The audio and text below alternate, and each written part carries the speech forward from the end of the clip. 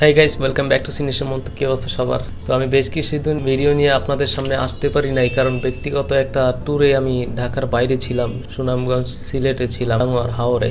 তো যদিও আমি এই ব্যাপারটা নিয়ে আগেই দু একটা ভিডিও করছি, কিন্তু লাস্ট যে এই ব্যাপারটা নিয়ে আমি কথা বলতে চাচ্ছিলাম আপনাদের সাথে, তো ভাবলাম এই ব্যাপারটা নিয়ে এখন যেহেতু আমি ঢাকায় ব্যাক করছি, তো আপনাদের সাথে এই ব্যাপারটা নিয়ে কথা বলি, মূল ঘটনা ভিতরে ঘটনাটাকে একটু শেয়ার করি। তো যেটা হচ্ছে, তুফান সিনেমা রিলেটেড একটা কন্ট্রোভার্সি শুরু হয়েছে সোশ্যাল মিডিয়ায়, বিশেষ করে ইউটিউব আর ফেসবুকে। এপার বাংলা ওপার বাংলা, বাংলাদেশের সিনে ব্রোস, ওপার বাংলার আরিত্রা, রূপম, আরও যে সমস্ত যে আছে ইউটিউবার, তথাকথিত ইউটিউবার, তো তাদের মতে তুফান সিনেমা একটা জঘন্য অখাদ্য কিংবা কাউয়া বিরিয়ানি। সেই একই ভিডিওর একই টপিককে রিপ্লে দিতে গিয়ে আমাদের বাংলাদেশের সিনে ব্রোসের রাজ, যে তাদেরকে মোটামুটি উলঙ্গ করে দিয়েছে, ধুয়ে দিয়েছে। তো ওই ব্যাপারে নতুন করে আমার কিছু বলার নেই। যা বলার বাংলাদেশের তরফ থেকে, বাংলাদেশের কন্টেন্ট ক্রিয়েটার ইউটিউবারদের পক্ষ থেকে যা কিছু বলার, ক্লিয়ার করার, সব কিছু রাজ সিনেব্রস অলরেডি করে দিয়েছে। এখন একটা টপিক নিয়ে যেটা কেউ কথা বলে নাই, সেটাই আমি আপনাদেরকে বলার চেষ্টা করব। যেটা হচ্ছে, একটা জিৎ ফ্যান যে কলকাতায় থাকে, জিৎ এর ডাই হার্ট ফ্যান, সে জিতের বেশ কিছু গ্রুপেও আছে। তার সাথে আমি রিসেন্টলি লাস্ট দু একদিন আগে একটা আলাপ করলাম মেসেঞ্জারে, কলে, যে কি অবস্থা ওইখানে, আসলে সব কি হচ্ছে, ভিতরের খবরগুলা কি। আসলে তাকে আমি জিজ্ঞেস করলাম যে কি ব্যাপারটা কি, এই কন্ট্রোভার্সির পিছনে মূল কারণটা কি, তুমি কি জানো। সেও সোশ্যাল মিডিয়ায় অ্যাক্টিভ, কিন্তু ওইরকম ফেস রিভিল করে না, বা তার আইডি বা পেজ আছে, পোস্ট করে রেগুলারলি, কিন্তু সে নিজের ফেস দেখায় না বা রিভিল করে না, বা ওইরকম সোশ্যাল মিডিয়ার সামনে নিজেকে শো করে না। তো তার সাথে কথা বলতে বলতে একটা পর্যায়ে এমন একটা ব্যাপার সামনে আসলো, যেটা শুনে আমি শকড, মারাত্মক লেভেলে একটা ধাক্কা খাইছি, যে এইটাও সম্ভব। জিতের প্রোডাকশন হাউস থেকে বা জিতের যে কোনো একজন দায়িত্বশীল লোক তুফান যাতে কলকাতায় দাঁড়াতে না পারে, এই ব্যাপারে কিছু কিছু লোকদেরকে বায়াস্ট করতে সাহায্য করেছে। তো এই বায়াস্ট করতে গিয়ে এই সমস্ত নোংরামি জন্ম দিয়েছে তথাকথিত কিছু ওপার বাংলার ইউটিউবার, কন্টেন্ট ক্রিয়েটার, যারা মুভি রিভিউ নামে শুধুমাত্র মানুষদের কাছে টাকা নিয়ে পজিটিভ রিভিউ দেয়, যেটা রাস্তার লাস্ট ভিডিওতে প্রমাণ করে দিছে কলকাতার একটা স্ক্রিপ্ট রাইটার কিভাবে তাদের মাধ্যমে হয়রানির শিকার হয়েছে, তার ভিডিওতে প্রমাণ করে দিয়েছে ওপার বাংলার সেই স্ক্রিপ্ট রাইটার। এরকম আরো তথ্য আছে যে তারা ডিরেক্টর, প্রডিউসারদের কাছে টাকা দাবি করে।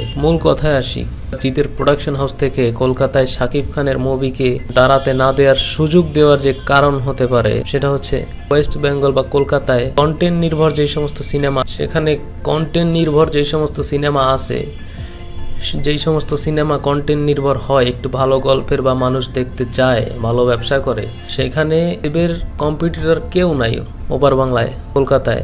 আদার হ্যান্ড, যদি আপনি কমার্শিয়াল সিনেমা দেখেন, বা ওই নাচা গানা অ্যাকশন, মারমার কাটকাট অ্যাকশন, এই সমস্ত সিনেমা, এই ঘটনার এই জনরার সিনেমা দেখেন, সেখানে জিতের কিছুটা, আমি বলবো কিছুটা দর্শক এখনো আছে যারা ওই সমস্ত সিনেমা দেখে। আমি বলবো না যে হিউজ পরিমাণ, যে মনে করেন 1 কোটি টাকা কালেকশন দিতে পারবো, ওই রকমেরও না, কিছুটা, হয়তো 10-20 লাখ টাকা, 30-50 লাখ টাকা কালেকশন দিতে পারে। মুভিটা যেরকমই হোক, ওই কিছু অডিয়েন্স দেখতে যাবে। তো এরকম একটা মার্কেট বা দর্শক জিতের রয়েছে, দেবের যে নাই সেটা আমি বলবো না। দেব বুঝতে পারছে যে একসময় কলকাতা শুধু রিমেক, আর এইটা সে রিমেক, কপি, নকল, এটা করতে করতে গান, মিউজিক, স্টোরি সবকিছু করে যেটা দিছে মানুষকে, পাবলিককে, সেটাই পাবলিক খাইছে। তো সময়ের পরিবর্তন হয়েছে, যুগের পরিবর্তন হয়েছে, সেই সাথে সাথে দেব নিজেকে আপডেট করে কন্টেন্ট নির্ভর সিনেমা, অ্যাক্টিং নির্ভর, অ্যাক্টিং বেস সিনেমা করা শুরু করছে। তার দর্শকদেরকে কনভার্ট করে ওই টাইপের সিনেমায় নিয়ে গেছে।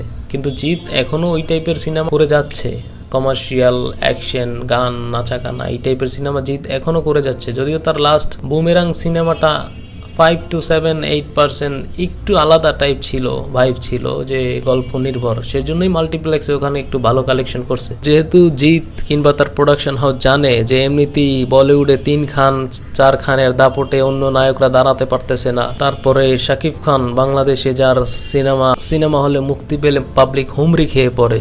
সিনেমা যেই টাইপেরই হোক, কন্টেন্ট যেরকমই হোক, ওই রকম ভালো না হোক, তার 2-2.5 কোটি সিনেমা, প্রিয়তমাও 42-43 কোটি টাকা ইনকাম করে। তো বাংলাদেশে তার তো একটা এই অবস্থা।